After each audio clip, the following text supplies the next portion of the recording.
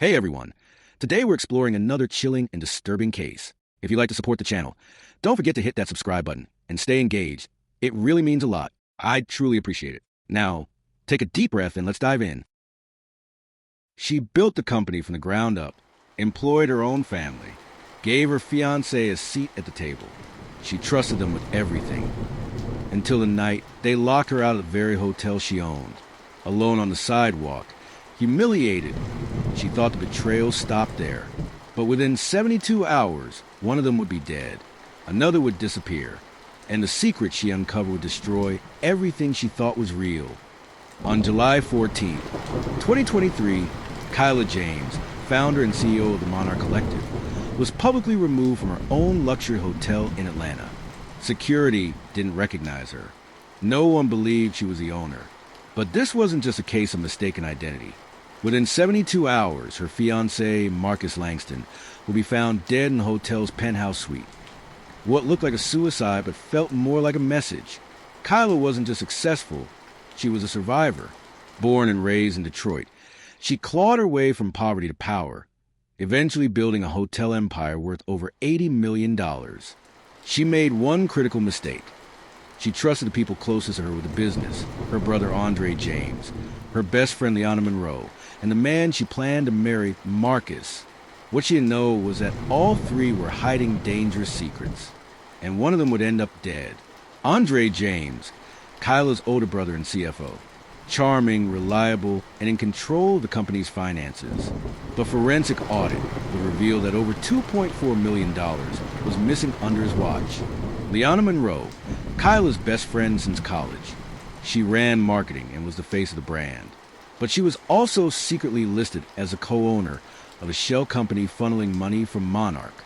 Marcus Langston, Kyla's fiancé, handsome, supportive, and cheating with a hotel employee while helping Andre launder money through real estate deals. When he tried to pull out, he ended up dead. Marcus was found with suicide note that read, "I was never supposed to love her. I just wanted the money." But Kyla knew something wasn't right. The pills had no fingerprints. The security footage for the hours leading to his death was erased. And his laptop was missing. A laptop filled with financial documents, passwords, and evidence. When police opened an official investigation, they discovered a web of offshore accounts, dummy companies, and forged documents, all leading back to Andre and Liana. But by the time a warrant was issued, both had vanished. Surveillance footage showed Liana and Andre boarding a private jet in Miami, just 36 hours after Marcus's death. Their destination? Unknown. Their identities? Fake passports. They didn't just run with the money. They left Kyla with a body, a scandal, and a destroyed company. But what no one expected was what Kyla would do next. The fallout was instant. The Monarch Collective's board forced Kyla into temporary suspension, pending investigation. Investors pulled out. Her face was everywhere. Tabloids, blogs, morning shows. Whispers began. Did she know? Was she part of it? Why did they turn on her? Kyla had lost her money, her name, and the man she loved. But she wasn't going to lose the truth. Kyla hired a private intelligence firm, a group made up of former FBI agents and forensic accountants. Their mission? Track Andre and Liana, retrieve the stolen money, and prove Marcus didn't kill himself. Within a week, they cracked the first lead. An encrypted offshore bank login used by Liana had been accessed from St. Lucia. But what stunned Kyla even more was what they found next. An unfiled insurance policy, a $5 million life insurance payout filed under Marcus's name, with Liana listed as the beneficiary, filed 2 weeks before his death. As more financial evidence piled up, the FBI launched a formal criminal investigation into Andre and Liana. Fraud, wire transfer violations, insurance fraud, identity theft, and now, possibly murder. A second body had turned up in Miami. A woman believed to have helped Liana acquire the fake passports. She'd been shot in the back of the head, execution style. It wasn't just a scam anymore. It was a criminal enterprise. One morning, Kyla received a small white box delivered to her home. No return address. No note. Inside, Marcus's missing laptop. She turned it on, and what she saw chilled her to the bone. The desktop had a single folder, Labeled, "Watch this." It was a video. Marcus, alone, recording himself, his face bruised, his voice shaking. If anything happens to me, it was Andre and Liana. They're planning something. They're using me. They said if I don't help them, they'll pin it all on Kyla. At the end of the video, Marcus stares into the camera and whispers, "She can't know. Please, don't let them kill her." The day after the laptop arrived, Kyla received a blocked call. She let it go to voicemail. A distorted voice left a chilling message. "You were supposed to go down with him. You got lucky. You won't get lucky again." The deeper Kyla digs, the more dangerous it gets. Marcus's death wasn't just a cover-up. It was a warning, but she's not stopping. And what she uncovers next will blow the entire investigation wide open. After receiving Marcus's laptop, Kyla's private investigators analyzed its contents and recovered encrypted files, transaction records, offshore account numbers, and hidden communications between Andre Liana and an unknown contact codenamed Echelon. Days later, another body turned up.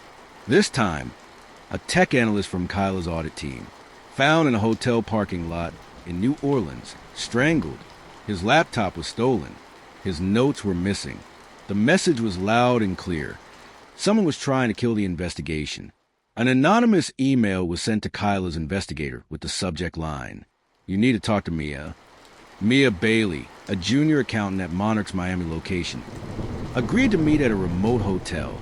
She arrived shaking, with tears in her eyes. She revealed that months earlier, she accidentally uncovered a discrepancy in the company's payroll. She brought it to Andre's attention, and the next day, she was told her contract was being terminated for incompetence. But she kept copies of files, and one of them contained a signature that didn't match any current employee, but matched a retired federal agent from Florida. That agent's name?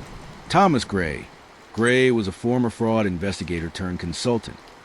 And it turns out he'd been working unofficially with the Miami division of the FBI. He had access to confidential financial reports. He'd helped Kyla's team once before, but now he'd disappeared. What Kyla didn't know was that Gray had been feeding information about her movements, the FBI's progress, and Marcus's laptop straight to Liana and Andre. Worse, he had full access to the case file, including the witness list. That meant Mia's name had already been flagged. 3 nights after meeting Kyla's team, Mia's car was rammed off the road in what looked like an accident, but dashcam footage, miraculously recovered from the wreck, showed a black SUV tailing her for 6 miles before impact. The SUV's plates registered to a fake company based out of the same city Liana fled from, Cayman Islands. Mia survived, but barely. She was placed under federal protection. And the FBI finally admitted the case had become a multi-state conspiracy with ties to international criminal networks. Kyla wasn't just chasing revenge anymore. She was now at the center of a criminal empire she never saw coming. Late one night, Kyla received another anonymous email. No words, just an attachment, a live photo. It was Liana, standing outside one of Kyla's hotels in Los Angeles. She wasn't hiding. She was taunting. And when investigators swept the area the next morning, they found a message spray-painted on the back wall of the building. You still don't know who started this. Echelon, after the Los Angeles sighting, the FBI launched a multi-agency operation. Customs, Homeland Security, and Interpol got involved. One by one, the shell companies Liana and Andre used to launder money were uncovered and shut down. But as the investigators got closer, they found something that chilled even Kyla. A string of encrypted communications between Andre and a shadowy contact known only as EK. The name appeared repeatedly in financial records, international transfers, and planning documents, even before the fraud began. And then came the bombshell. When investigators traced the digital fingerprints tied to EK, the signal led to a familiar name, Zeke Knox, Kyla's ex-business partner from her earliest days, before the Monarch Collective even existed. He was the man who helped her secure her first round of funding over a decade ago, and the man she publicly severed ties with after accusing him of financial misconduct. She had buried that part of her life, moved on, rebranded, but now it was clear Zeke Knox never forgot. and he wanted her empire burned to the ground. Zeke had recruited Liana years ago, before the Monarch even went public. He'd helped her through college, funded her first marketing job, lured her into a secret pact, helped destroy Kyla's company from within, and he'd make her rich beyond imagination. Andre?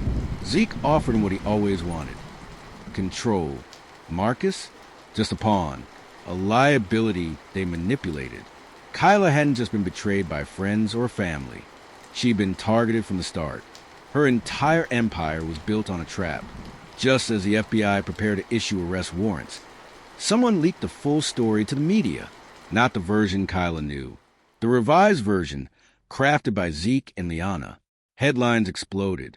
CEO caught in luxury hotel fraud ring. Was she the victim or the mastermind? New evidence suggests Marcus's death may have been arranged by Kyla herself. The court of public opinion turned vicious. TV interviews replayed Kyla's old speeches about trusting family and loyalty. Now those words felt like a cruel joke.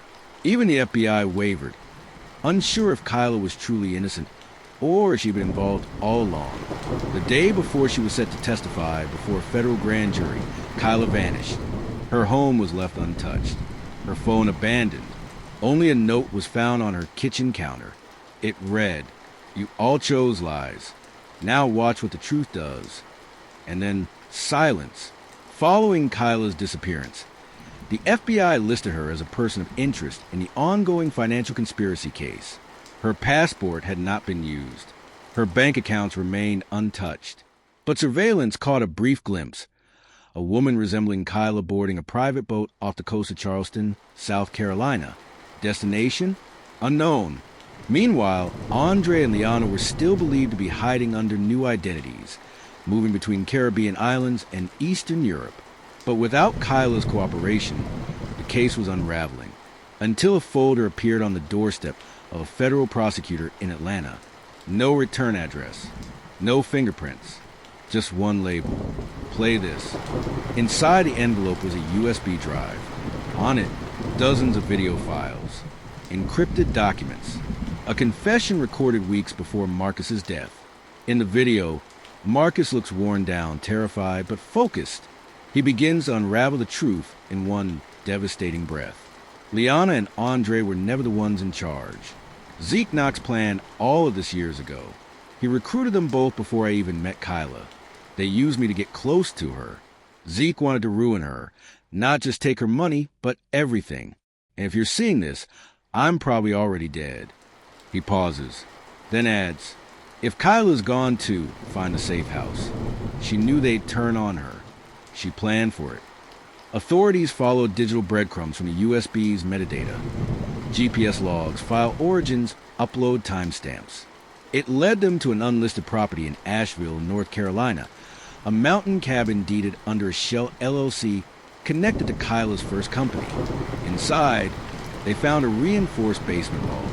Inside the vault, a full backup of the Monarch's internal servers. Hard drives labeled Knox, accounts, Andre surveillance, and Liana, contracts. Multiple burner phones with screenshots of texts, photos of private meetings, and even recordings of Zeke planning key moves with Andre and Liana. Kyla hadn't run. She was building a war chest. And then came the biggest shock. Mia Bailey, the junior accountant who was nearly killed in a staged car crash, had been listed as dead in an FBI report. But in reality, she had been placed in deep witness protection. Now, with Kyla missing and Marcus's final testimony out, she stepped forward, and she wasn't alone. She brought with her a secret voice memo from Marcus, one never shared with the FBI. They're going to frame Kyla. Don't believe the headlines. Don't trust Gray. And whatever you do, don't let Zeke disappear. This memo gave prosecutors everything they needed. A direct link between Zeke Knox and a cover-up of Marcus's murder. But one problem remained. Zeke was gone. No trail, no passport activity, no communications. He'd gone completely dark. Just as the FBI prepared to issue an international red notice on Zeke, authorities in Vienna, Austria raided a luxury high-rise apartment suspected of housing Andre. They didn't find him, but they did find Liana Monroe, alone, tired, and shockingly ready to cooperate. Her first words to investigators were, "You think Kyla was innocent? You're wrong. You don't know what she did to Zeke." In hours of recorded interviews, Liana didn't deny her role in the embezzlement. She didn't deny the offshore accounts, the fake shell companies, or her relationship with Marcus. But she did deny killing him. And then she delivered a twist that shook the FBI team to its core. Marcus didn't kill himself. Kyla didn't kill him either. It was Zeke's order, but Kyla gave him the reason. Liana claimed that in the early days of the Monarch Collective, Zeke Knox and Kyla weren't just business partners. They were lovers, and that their relationship ended not because of financial misconduct, but because of something darker. She said Kyla accused Zeke of abuse, but never went public. Instead, she quietly removed him from the company, cut off his stake, and leaked information to the IRS under a fake name. Zeke lost everything, and according to Liana, he swore he'd destroy her, just like she destroyed him. Liana recounted the last time she saw Marcus alive, just 2 days before his body was found.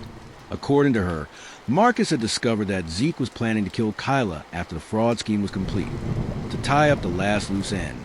Terrified, Marcus tried to protect her. He confronted Zeke directly. That same night, surveillance at the Atlanta hotel mysteriously cut out between 1:13 a.m. and 4:02 a.m. The FBI originally believed this was part of the internal cover-up by Andre and Liana, but now, with new metadata from Kyla's hidden vault, they learned that a third-party contractor, hired by Zeke's shell company, was the one who accessed the system. Liana's final words about Marcus's death? He wasn't a hero, but he didn't deserve what they did to him. Zeke wanted to kill Kyla. Marcus got in the way. That's all. Just when the FBI was starting to doubt Liana's claims, another encrypted drive arrived at their Atlanta office. It contained a single document, a detailed map of Zeke's offshore accounts, updated with activity logs as recent as 5 days ago. Attached was a voice memo. "You're close, but you're not there yet. If you want to end this, follow the money. KJ." Kyla was alive, and she wasn't done. Interpol tracked a suspicious banking transaction from a Swiss account linked to Zeke's holdings, used to fund a new identity in Budapest. The identity belonged to Andre James. Authorities believe Andre is the last piece of the puzzle, and possibly the only person alive who can reveal where Zeke is hiding. A multi-agency team is assembled. They prepare to move, but they're too late. The safe house is breached before they arrive. Inside, they find signs of struggle. Blood, burned documents, and a handwritten note pinned to the wall. One down, one left. ZK. Kyla's still out there. So is Zeke. Andre is missing, possibly dead. And the game is no longer about justice. It's about survival. In Part 7, Zeke resurfaces. Kyla sets a trap, and the final confrontation ends in blood. Using the encrypted files from Marcus's USB and her secret vault, Kyla traced the last 3 active Zeke Knox accounts, one each in Cyprus, Belize, and Morocco, but it was a Moroccan account that pinged a travel security alert. Zeke had booked a flight under one of his oldest aliases, Thomas Vale. Kyla intercepted the alert before law enforcement did. She didn't inform the FBI. Instead, she boarded a private charter 12 hours before Zeke's arrival in Casablanca. This wasn't a rescue mission. This was a reckoning. Zeke thought he was safe. He was wrong. Security footage from the luxury riad he booked for a week shows a woman in a scarf and oversized sunglasses entering the property just before midnight. No one saw her leave. But the next morning, Zeke's suite was empty. His wallet was still there. His phone smashed. The only item missing? His gun. In a message sent to Kyla's private investigator later that day, a single image was attached. A photo of Kyla standing barefoot in the desert with the rising sun behind her. The caption read, "I didn't run. I ended it." 2 days later, Hungarian authorities confirmed that DNA from the Budapest safe house matched Andre James. He was executed. 2 bullets to the head. No fingerprints. No surveillance. No suspects. But pinned to his chest, a photo of him and Kyla smiling at her first hotel's ribbon-cutting ceremony. On the back, scrawled in permanent marker, Family is where the bleeding starts. In exchange for full cooperation in her role in exposing the Zeke operation, Liana Monroe is offered a deal: no prison time, relocation, and a new identity under witness protection. Lifetime ban from corporate leadership. But before she leaves federal custody, she makes one final statement. We weren't the only ones lying. Kyla wasn't just reacting. She was planning this from the beginning. You just haven't seen the rest of the files yet. When asked what she meant, she smiled and said, "Look in Zurich." Weeks later, the FBI quietly closes the Monarch case. The media moves on. No murder charges are filed against Kyla. Zeke Knox's body is never found. No official record of her visit to Morocco exists. But in Zurich, a safety deposit box tied to Kyla James's name is opened by investigators. Inside, $7.8 million in bearer bonds. A thumb drive labeled "The Real Beginning." A single handwritten note. Everyone played a role, but I wrote the script. She was underestimated, betrayed, erased. But she didn't just survive the collapse of her empire. She controlled it. The world saw Kyla James as the victim of a vicious conspiracy. But the truth? She might have been the architect all along. One survived. One vanished. And the rest? Buried under the weight of secrets that were never meant to be found. What are your thoughts on this case? Share your thoughts in the comments below. And don't forget to subscribe to the channel to stay updated with more stories, where each case isn't just about crime, but also offers a lesson for life.